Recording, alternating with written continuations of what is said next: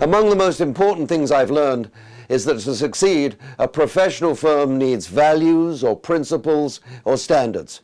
But you have to use these words very carefully. In many firms, their values are things they aspire to, things they wish to be.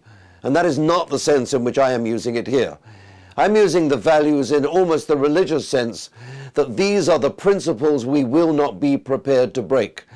And what I'm trying to report to you is that firms that have such principles flourish. Here's the philosophy with which you must manage. You're allowed to stumble. We all stumble. Making mistakes or not being good at something is not a deal breaker. We don't respond with pay cuts. We don't use the pay scheme. We don't respond with firing. Stumbling and not yet being excellent, not a problem.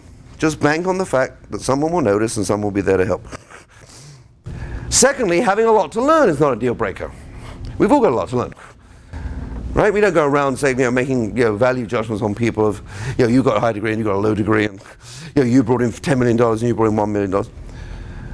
Having a lot to learn is not a deal breaker in this firm. We've all got a lot to learn. The only deal breaker which we enforce with incredible vigor is if you're not playing the game, if you're not trying to improve, there is no room for you in this organization. Does that make sense? In other words, if you're not actually working at getting better at the things we truly value, notice that word, then there is no room for you if you don't truly value what we value. Now notice, to make that work, you actually have to have an ideology in your firm, but what do you truly value? Which leaves out most law firms. Because the honest truth in most law firms, there's not a rule we've got you can't break for cash. We will encourage be nice to people, we'll encourage teamwork in the accounting firm, but if you don't actually act like a team player, we'll forgive you if you bring in a lot of business. We encourage you excellence in client service, but if you're only average at client service and you bring in a lot of business, we'll forgive you. There is not a rule we actually believe in that we will not part for cash. And I'm not saying it's immoral, I'm just saying therefore, you never actually do get systematically great at anything.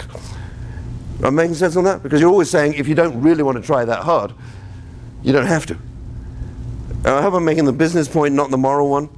You can only get great at something when you treat it like a non-negotiable minimum standard, which you've got to be trying and living. And if you stumble, we'll help you. If you're not there yet, we'll help you. But the minute you turn around and say, I do not want to be held to that standard, you must leave this firm. So how do you use all of this? Well, what you need to do is get together all of your partners, all your officers, and have a constitutional convention. You need to decide what the basic law is going to be, which is going to drive your society. Both in my research and that of many other authors, what you will find is that all successful organizations have a core ideology that everybody buys into.